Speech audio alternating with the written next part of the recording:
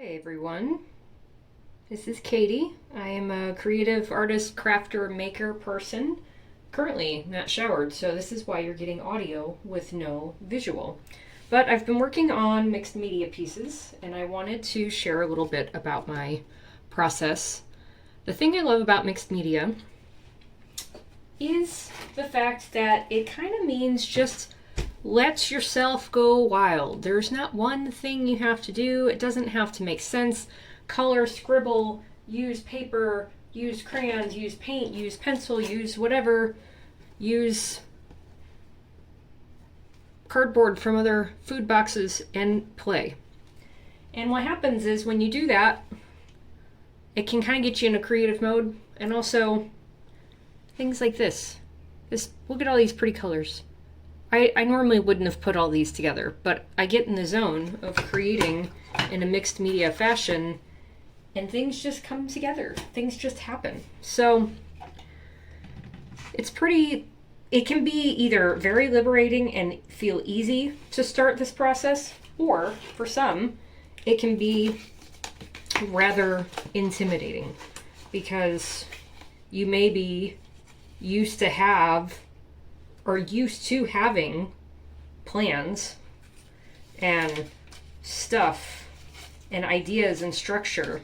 And you can still do that with mixed media. Let me clarify that real quick here. Like, mixed media doesn't have to be without plans and structure. What I find so enjoyable for my own creative process is the absence of it can also be a really fun thing. I got these two stickers in here that just don't want to come out, so I guess we'll wait. So the absence of plans can be something that, again, provides some liberation, because if there's an absence of a plan, and then that means there's also an absence of what your finished result will be,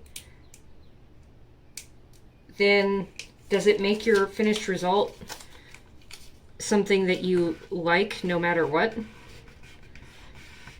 And do you like it because of the way it looks? Or do you like it because of the fun you had while putting it together? And I think that's an interesting thing to contemplate here, because I know that at times, I'm looking for something here. Looking for my tape that I set somewhere. All right, well, we'll come back to this. Actually, I have an idea. I'm gonna try this. So what was I saying? Oh yeah, sometimes when I have like a formal idea in mind of what I'm making, it can kind of cloud my creative process, and I get so hyper focused on what things should be that I get very rigid, and I don't really have a flow to my creating. And that can be, problematic at times. And so the freedom to look at this blank piece of paper and say, I don't have any clue what the finished result is. I have staple things I like using over and over again. Like, I like doodling owls. It's kind of my latest thing right now. I like doodling hearts or swirls or moons. So these are all things that quite possibly will end up in the finished piece,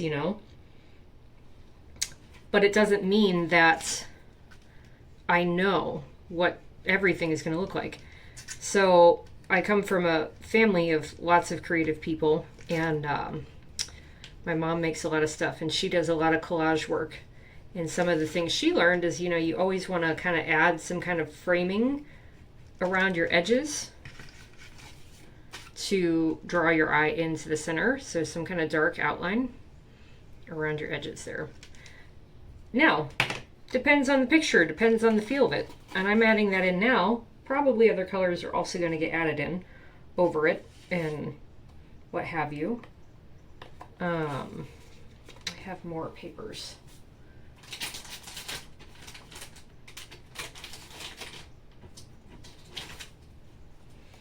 So, right now what I'm doing, I'm working on watercolor paper. This is from a cheap very inexpensive pad of watercolor paper from Michael's Craft Stores. It's the kit. Oh, that's cute. It's an actual frame. Wow. It was like $3-4 for the whole pad of paper. I cut it in half. And that's what I'm using for my background. I like that because it's a little bit thicker. This will still warp if you get water on it, but it works. Now, a lot of mixed media typically has, at some point, some kind of paint that's going to be used. Like, and I do like using some kind of paint or like gel medium. However, when I'm feeling like I really want to get in the creative zone and I don't want to wait, it's easier for me to skip the paint because the paint requires dry time and I don't always want to wait for dry time. So that is what I'm skipping today. And I'm just putting down a lot of, I have a bunch of washi tape stickers and how do you say that? Ephemera, whatever, all those popular papers that are out now. Some's from Etsy, some's from Amazon, some are gifts that I don't know where people got them. But that's what I'm doing because I like the idea of having like the background here of paper. And the nice thing, this is where the freedom of mixed media comes in. There's a messiness to it and there's layers. So if you ever feel like something is, like there are some artists who make really what I would call like precise, very gorgeous work. That's like everything has its spot. It's clean. The lines are clean. It's very crisp. It's very fresh. It might be modern. But it's very perfect. It's very structured in its imagery. And mixed media, and that can be like intimidating because you're like, oh gosh, if I do one thing wrong, it's going to wreck the whole painting. And with mixed media, I like that there's a lot of forgiveness in it because as you can see right now with all these layers, it's just a bunch of layers. Like there's really not much to be concerned about getting wrecked or ruined in here, right? And that is part of the creative freedom I'm talking about because it's nice to not feel nervous that you're going to wreck something because this is just a base layer. This is just point A. There's going to be a whole lot more. There's going to be a whole lot more, you know, that will come up. So in my rebellious, impatient nature, sometimes I just put a little bit of clear tape on stuff. This is actually a wrapper that pulled off of one of my oil pastels and it's kind of already dirty and smudged with oil pastel paint. So I'm going to put it on there. So sometimes what I'll do, I'll use clear tape to tape things in place on the paper. And then when it's all dry or all done, I will probably coat it with like a Mod Podge or a topper of some kind. But for the sake of like just being able to keep working and not wanting to stop, I don't use any type of liquid glue right now. Let's see here. Get some colorful stuff.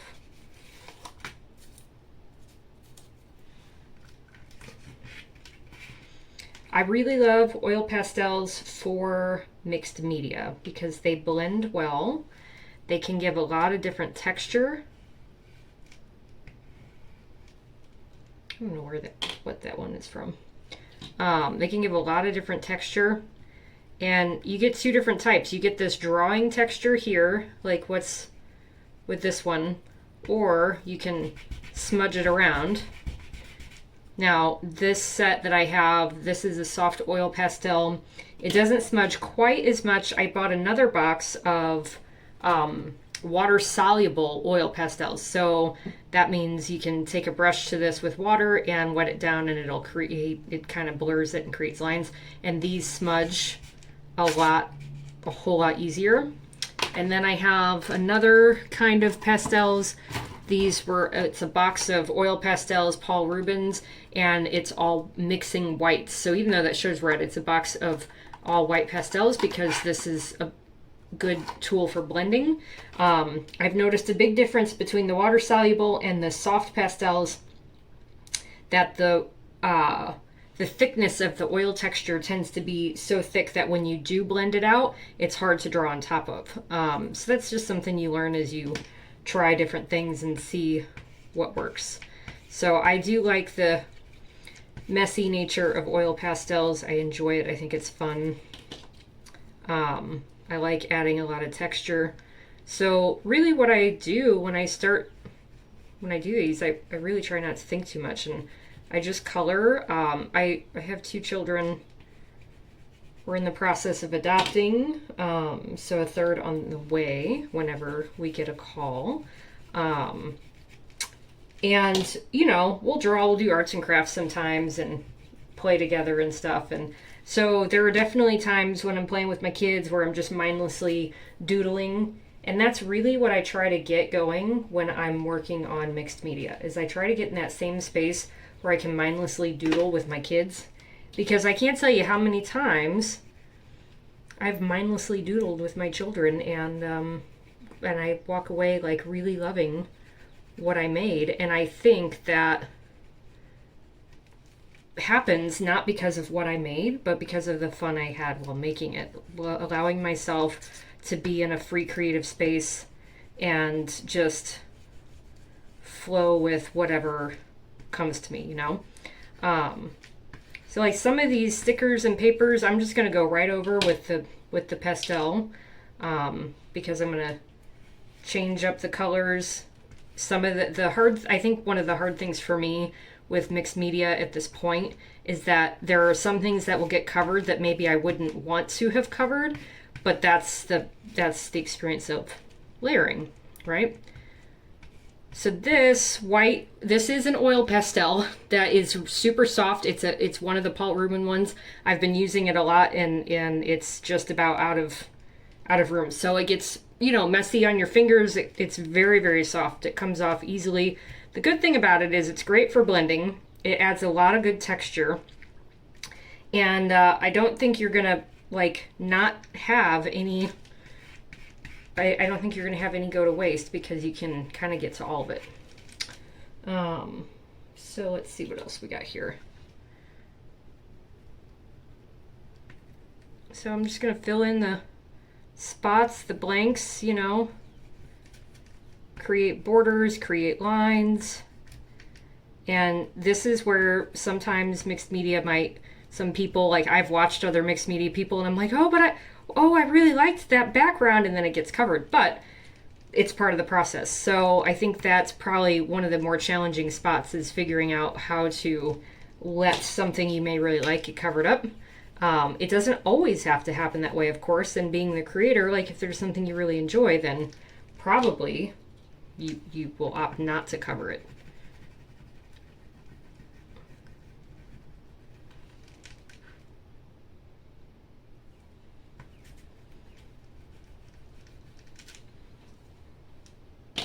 And I do really like, there's something nice about taking like a super soft color or something that's like a beige brown tan. I'm trying to say brown and tan at the same time, and kind of running over things to give it a distressed look, you know.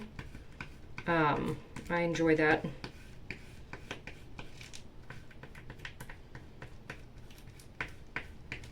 And then it often surprises me what colors you can overlap on each other and it still looks good.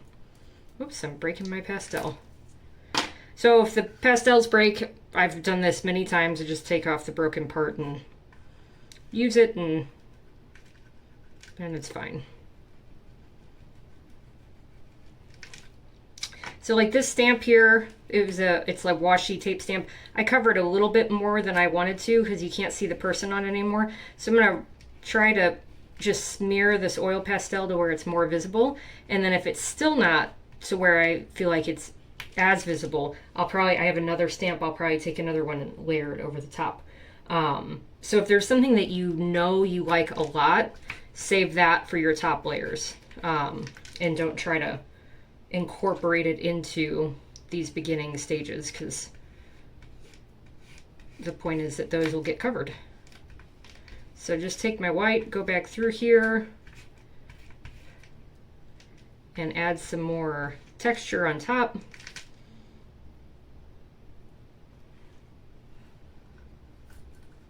I'm actually going to pull up this pastel page that keeps lifting on me, this little wrapper that's actually from this white that I'm using right now. And I'm going to stick it down on the paper beneath because it is pretty tacky.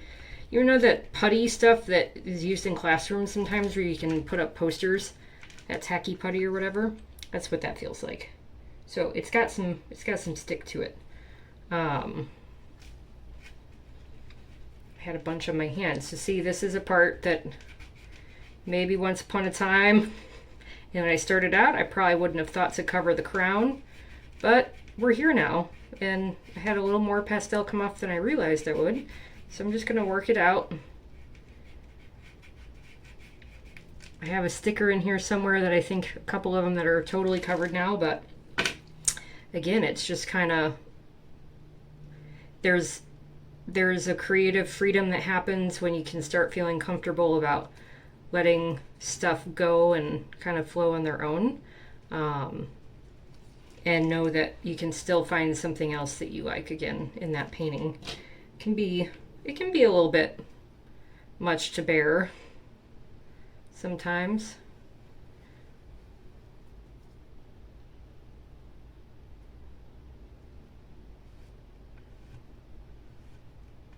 So I took a free class by the artist Juliette Crane, and she shares how she draws all her little characters. And since doing that, the one I've seemed to really gravitate toward a lot is an owl. So I often will include owls in these mixed medias. This guy's a little smaller than I usually do, so he may stay, he might get blended out, I don't know. I tend to do him a little bit bigger, just so you can really see what it is.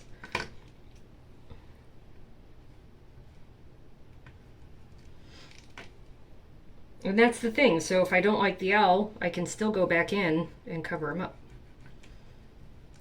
And that's the beauty of mixed media. So you just keep trying different things and you see what sticks. And I've noticed that my color palette, when I do abstract work with like just alcohol inks or acrylic paints, I noticed my color palette was always kind of the same. I always wanted purple, pink, teal, gold, things like that. And with mixed media, I venture into colors I don't typically gravitate toward, like yellows and greens and reds, and I put color combinations that I don't always think are going to work. And so I think there's something about changing up the structure or the way a painting looks and fits together that inspires the different color combinations. And I'm looking for my black oil pastel. There it is. I couldn't find it. So it's definitely an interesting experience, learning process. And really it's just a lot of layers, a lot of scribbles, texture. I keep things, I'll take wrappers from snacks. I'll take, if you've ever bought those like those little mini cheeses in the wax and they come in that bag, that netted bag, or produce sometimes comes in those netted bags. When it's empty, take it and save it in a container. And I've used those nets before in other things. I've cut them up and put them in mixed media jewelry. I've put them in resin. And, you know, again, you could totally lay down some other textures here and create, you know, more intrigue. And it's nice too because it's kind of like, you know, upcycling things that may otherwise be a little challenging to get rid of. So I'm going to take a little bit of this peachy color in the tan here for the background because I don't have much going on. And I might cover over Mr. Owl and just come back and see. I might make one bigger. Maybe I'll try to get a face in that crown because I've got a crown here. And I don't typically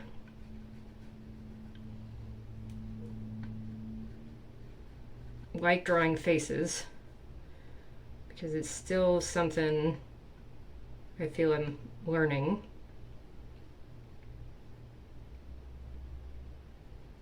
But just a very loose outline here. It's probably even going to be just one-sided. So you have an eye, you have a mouth,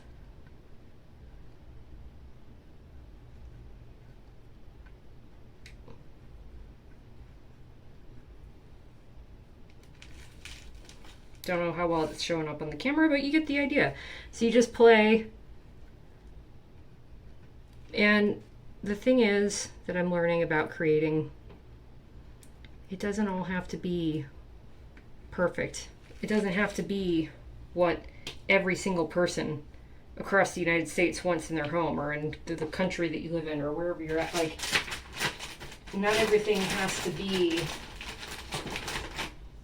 a masterpiece by the technical standards that would make something a masterpiece in order to be appreciated, in order to say it's good, in order to say you like it.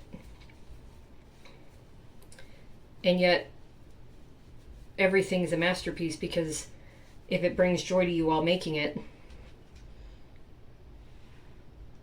what's more important than that? And I truly believe that the joy we experience when making things are part of what comes through when we see what we would call a masterpiece.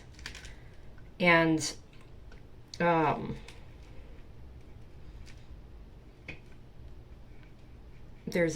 taking classes, I signed up for a membership with Sean Petit, another mixed media artist, and she talked about, every creation that everybody makes and shares in the group, they're all masterpieces. And I agree with that, because it doesn't matter if it's not your personal preference of what you like, but they can all be masterpieces. And when did we think that masterpieces can only be from certain people or can only be done in certain ways? And the thing is, like, I don't know about you, but I want creative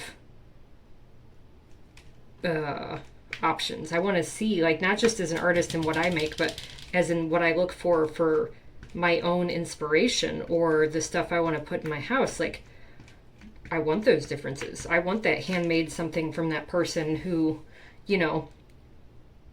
just creates to create and has fun with it. And maybe it just is a little side income. Maybe it's just to cover the cost of making more art. Maybe it's, a small business. Maybe it's a massive business. It doesn't really matter, but I like that variety. And, it's fun to talk to people who create and share what they make out in the world. And if all these people stopped because they thought it's not good enough, things would get really boring, right? And I think that's why in my art journey over these months, I've started to realize that I think what's even more important to me than trying to make enough money selling my art to feel like it's a real job, I think what started to matter even more than that was sharing the message of creativity is for everyone. And if you have any desire at all to do something creative, it's worth it to explore it. It doesn't matter what you do with it. If it's something you want to do for a job, if it's something you want to do for fun, if it's something you want to do for a hobby, just for yourself, it's worth it to pursue that and to explore it and give yourself that space to do it and let it be bad. I have so many things, ruined projects, botched projects, drawings of stick figures, animals I can't tell what they are. Like, I'll share the things that I have stacked up that I would call ruined or didn't turn out or whatever. For now, a lot of things wind up getting reused anyway. So if you have a desire to get out there and do that, give yourself the room to let things be bad, to let yourself practice, and to keep going and see what evolves, see what comes up, because we don't really know where things will take us if we don't try, right? So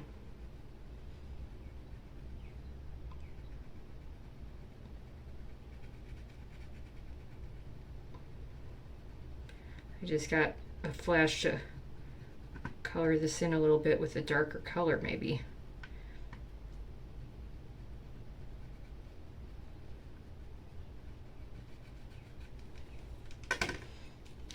And give yourself that space. So not everybody feels like creating the same things or spending their time on the same stuff or what have you. And I'm not saying